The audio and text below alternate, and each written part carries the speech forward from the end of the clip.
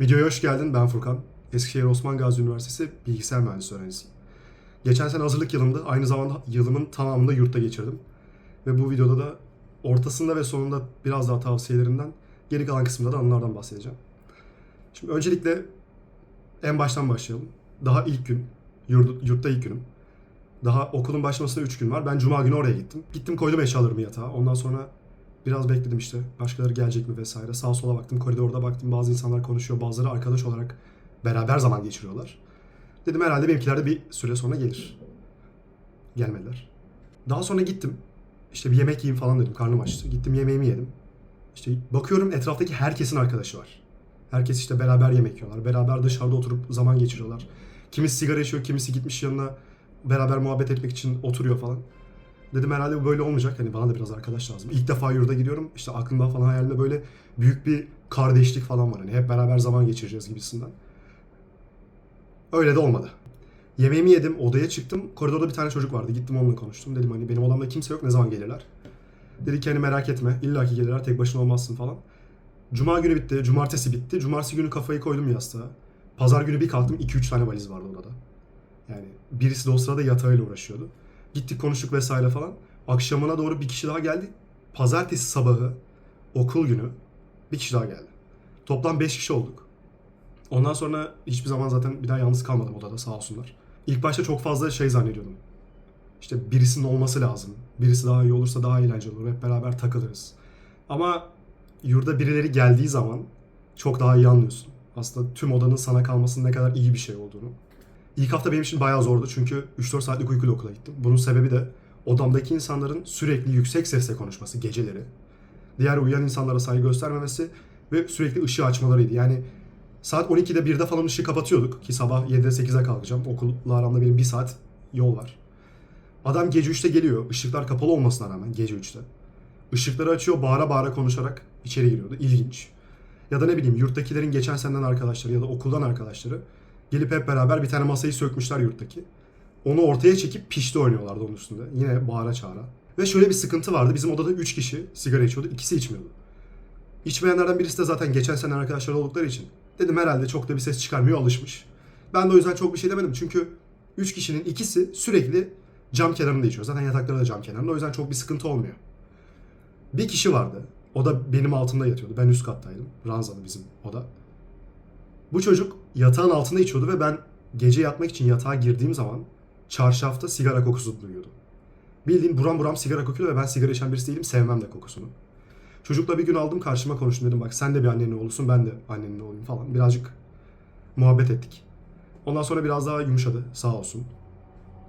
Bu aynı kişiyle daha önceden de bir sıkıntımız olmuştu. Gece yine bir gün 3'te girdi kapıyı çarparak. Ben de kalktım birazcık ağır konuştum, dedim ki hani yeter artık. Daha sonra hiçbir cevap vermedi ve açıkçası birkaç günde konuşmadık da daha sonradan hallettik aramızdaki bu olayı ve bir daha da böyle bir şey yaşanmadı. Şimdi artık altımda sigara içen birisi yok ama hala odada 3 tane sigara içen kişi var. Ve ben her ne kadar uyarırsam uyarayım sürekli odada içiyorlar. Dışarı falan çıkmıyorlar ya da işte uyardıktan sonra bir kere dışarı çıkıyor, 2 kere dışarı çıkıyor, ondan sonra tekrar odaya geliyor. Böyle bir sıkıntı var. Şansıma da yakın tarihte dedi ki müdür, öğrencileri toplayacağız aşağıda bir konferans salonunda ve hepinizden şikayetlerinizi dinleyeceğiz. Etrafta da böyle 100-150 kişi var belki. Herkes toplamış. Bazı insanlar ayakta kalmış. Ben de ayağa kalktım. Belki oranın yarısı %60 sigara içiyor ve bu da işlerine geliyor tabii. Ben de ayağa kalktım. Dedim ki benim odamda sigara içiliyor ve buna karşı bir önlem almanız lazım. Bizim odamızda bir duman sensörü var ama çalışmıyor. Yani ben de açıkçası bizim odadakiler mi bozdu, başkaları mı yaptı bilmiyorum ama hani her odada içiliyor diye biliyorum en azından bizim yurtta. Müdür bana aynen şunu söyledi. Siz odanızdaki insanları gelip bize şikayet etmiyorsunuz, sonra bizden bir şey yapmamızı bekliyorsunuz. Ben bayağı bir dondum kaldım orada çünkü gerçekten böyle bir cevap beklemiyordum. En azından sensör üzerinden bir muhabbet açıp onu düzelttirmeyi falan bekliyordum. Beni orada da bir tur azarladı. Bu konuşma devam etti yaklaşık 2-3 dakika boyunca ve ben hani ayakta adamı şok içerisinde dinliyorum böyle. Sonra dedim tamam sıkıntı yok, oturayım. Oturdum. Gittim odadakilerle birkaç kez daha bunu konuştum. Sağ olsunlar hani biraz daha fazla dikkat etmeye başladılar. Biraz daha duygusal konuşmalar yaptım. Neyse bu da bir şekilde gitti. Şimdi biraz da tavsiyeleri geçelim. Açıkçası farklı kültürlerden insanlarla çok fazla tanışacaksın. Yani bizim odamızda bir tane Mardinli, bir tane Antalyalı, bir tane Maraşlı, Ankaralı ve bir tane de ben İzmirli. Hep beraber hani ülkenin farklı yerlerinden gelmiş kişiler olarak takılıyorduk. Şimdi İzmir'de etrafındaki herkes simite gevrek diyor. Hani zamanımız genelde denizin kenarında ya da üstünde falan geçiyor. Ama bu sefer odada az önce dediğim gibi farklı kültürden insanlar vardı. Ve açıkçası bu alışmak için biraz farklıydı. Yani benim şimdiye kadar eğitim aldığım ve büyüdüğüm ortamdaki herkes az çok İzmir'deki ya da biraz daha Batı kültürüyle asimile olmuş insanlar. Yani o yüzden bir tık daha bana farklı gelen hareketleri yoktu. Ama daha sonra ilerleyen vakitlerde de gördüm ki bu aslında hoş bir şeymiş. Çünkü o da arkadaşımdan Ünal diye birisi vardı mesela. Biz ona yaşça bizden büyük olduğu için başkan derdik, şu an 25 yaşında falan. İşte başkanın şöyle bir olayı vardı. Ne zaman dışarıda böyle güzel bir hava görse, karlı bir hava, işte yağmur ya da güneş açmıştır falan. Çayını yapar, kahvesini yapar. Genellikle çay yapardı. Ve oturur, yudumlaya yudumlaya sesli bir şekilde dışarıyı izlerdi. Yani o içeceği bitene kadar da genelde oradan ayrılmazdı. Ve bu bayağı hoş bir şey. Çünkü artık insanların gününün çoğu telefonlarla vesaire geçiyor ya da ne bileyim her zaman bir uğraş var. Aklını sürekli meşgul ediyorsun. Kafasını boşaltıp bir yere öyle odaklanması, dışarıyı izlemesi bana çok güzel geliyordu yani. O yüzden farklı kültürlerle iç içe olmak da aslında hoş bir şey. Biraz da farklı insanları, farklı hayatları görmüş oluyorsun. Onun dışında orta yolu bulmanız lazım. Yani ben tek çocuğum ve her zaman kendime göre bir kural sistemim oldu kendi odamda. Kendime göre bir düzenim oldu ama oraya gittiğim zaman bunları bayağı da bir esnetebildim.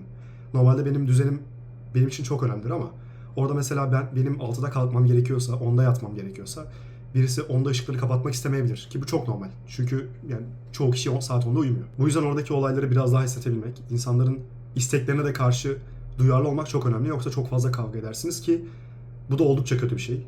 Bir arkadaşımla tartışmışlığım olmuştu odadaki ve yani 2 ay falan çok konuşmadık. Hatta neredeyse hiç konuşmadık.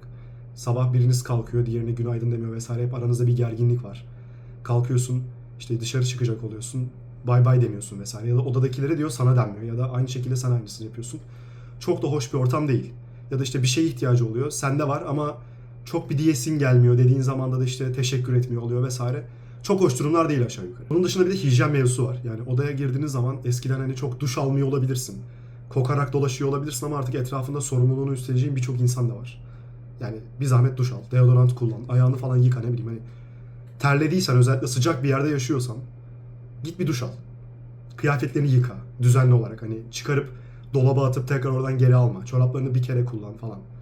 Bunların normalde çok fazla bahsedilmemesi lazım. Şu an şaşırıyor da olabilirsin ama gerçekten buna uymayan insanlar var. O yüzden tekrardan bahsedeyim dedim. Belediye seçimi oldu. Artık bazı yerleri bazı partiler, bazı yerleri bazı partiler, insanlar kazandı. O gün de Eskişehir'de büyük bir kutlama vardı. Espark denen böyle büyük bir AVM var şehrin ortasında. Herkes bilir Eskişehir'deki. Onun önünde böyle binlerce insan dans ediyorlar. Roman havası eşliğinde. Arabaları durduruyorlar işte. Arabalar korna basıyor, sonra geçmesine izin veriyorlar falan. İşte biz de bunları duyduk az çok mesajlaşmalardan. Odada Uğur vardı arkadaşım. Uğur'la konuştuk hani acaba gitsek mi gitmesek mi vesaire ama saat de 11 falan. Yani artık son tramvay seferleri var. Eğer oraya gitsek geri dönemeyeceğiz. Bu sefer de öyle yatıyoruz, ikimiz de kararsızız. Hemen bir anda bir telefon geldi. Hasan arıyor Uğur'u. Hasan da diyor ki işte Uğur, Furkan'ı da al gel, işte burası çok güzel vesaire, gelin eğleniriz, sonuçta sonunda da beraber döneriz. Biz de Uğur'la tamam dedik. İşte hazırlandık vesaire. Uğur ilk başta Fenerbahçe formasını giydi de Eskişehir taraftarını hatırlayıp sonra geri çıkardı. Darp edilmek istemediği için. Hazırlandık, ikimiz de aşağı indik, bir şekilde tramvayla gittik. Ondan sonra ortam çok iyiydi. Yani oda arkadaşlarımın olmasını bir kenara koyuyorum. İnsanlar hepsi bir coşku içinde ve birlik beraberlik havası vardı. Yani herkes dans ediyor vesaire, eğleniyor. Roman havası çalıyor arabalardan. Tam da mesajlarda yazdığı gibi. Ve insanlar müzik neredeyse sürekli oraya gidiyor. İşte bir arabadan çalıyor falan. Sonra işte oradaki bitiyor. O sırada işte teknik bir arıza çıkıyor ya da işte başka müzik seçiyorlar. İnsanlar beğenmiyor falan. Bu sefer diğer arabanın olduğu yere falan gidiyorlar. Sürekli bir aksiyon ve sürekli bir eğlence. Bir tane eleman vardı işte, bir parmağına kırmızı bir parmağına beyaz boya koymuş. Milleti boyuyor falan. Yine gıda boyaları var. Çok güzel bir ortamda. Herkes de bayraklar. Arabalar geçiyor, arabaları durduruyorlar. İşte bir korna basıyorlar vesaire, araba sonra gitmeye devam ediyor. Baya güzel bir birlik, beraberlik havası vardı. Bu sırada da Ramazan ayı bu arada. Odada 5 kişi ve 5'imiz de oruç tutuyor. Ve genelde de sahura kadar muhabbet etmekle geçiyor bu zamanımız. Bir gün şöyle bir olay oldu. Ben genelde böyle cinli büyülü hikayelere pek de inanmam. Odadaki insanlar da beni ikna etmeye çalışıyor. Kendi başına gelenleri ya da dedesinin, artık 90 yaşındaki dedesinin gördüğü şeyleri bana anlatmaya başladılar. İşte birisi diyor bizim arabamız durduğu yerde çalışmaya başladı, gitmeye başladı. İşte birisi diyor lamba 3 defa yandı, söndü. Ben de hepsine her seferinde böyle mantıklı bir açıklama falan buluyorum. En sonunda biraz sinirlendiler ve şey dediler. Gece Furkan'ın başında 4 kişi dikilelim, ışık kapalıyken uyandıralım. Bakalım ondan sonra inanıyor mu inanmıyor mu? Bu da tahmin edebileceğin üzere çok da tatlı bir teklif değildi. Ben de birazcık bir şekilde atlattım orayı. Ama abi korkutucuydu yani. O arkadaşlarımla hani yaşadığım güzel ama bir o kadar da korkutucu diyebileceğim. Çünkü o gece gerçekten hani şey olarak uyuyorsun. Şimdi uyuyacağım ama uyuduğum anda geri uyanabilirim falan. 5 kişi tepemde böyle dikilerek. Şimdi videonun başlığı herkes yurtta kalmalı. Ve böyle rastgele bulunmuş bir başlıkta değil. Bunun bir sebebi var. Eğer yurtta kalıyorsan muhtemelen şehir dışındasındır ve ailenden uzaktasındır. Tanıdığın birisi yoktur. Bu birazcık daha artık eğitimin son basamağında olduğun için. Çünkü hani lisedeyken üniversite var, ortaokuldayken daha önünde minimum 8 yıllık bir eğitim var. Ama artık üniversiteden sonra iş hayatına geçiyorsun, profesyonel hayata. Yurtlar senin için aslında kendi benliğini oluşturabilmen için, gerçekten bir insan olarak ayakta kalabilmen için en iyi yerler falan. Çünkü hem etrafındaki farklı kültürden insanlarla etkileşim içinde bulunmayı öğreniyorsun ki bu okulda aynı ortamda bulunduğun farklı kültürden insanlarla aynı şeyde değil. Aynı yerde yaşıyorsun bu insanlarla. Çok farklı bir deneyim. Ve hasta olduğun zaman gelip sana bakabilecek birisi yok. Ya da ailenle mesela bir anlaşma yapmışsındır. Sana aylık para yolluyorlardır. Durumun sıkıştığı zaman ya bir arkadaşına isteyeceksin belli bir süreliğine ya da direkt aç aç gezeceksin. Bunların hepsi insanı geliştiren şeyler.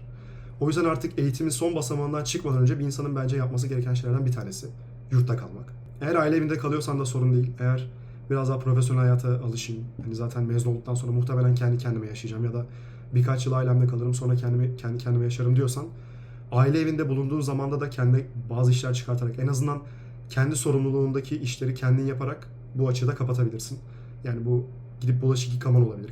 Kendi bulaşıklarını ya da kendi yemeğini hazırlaman ya da kendi çamaşırını yıkaman da olabilir. Umarım bu video yardımcı olmuştur. Yurda gitmeden önce sürekli yurt videoları izliyordum ve bir şekilde yardımcı olmasını umuyordum ama çok da yardımcı olmadı ya da anlattıkları gibi olmadı. Muhtemelen senin deneyimlerin de benimkine benzemeyecek. Ama en azından birkaç tane aklımdaki soruyu cevaplayabildiysem de ne mutlu bana. Bir sonraki videoda görüşmek üzere. Hoşça kal.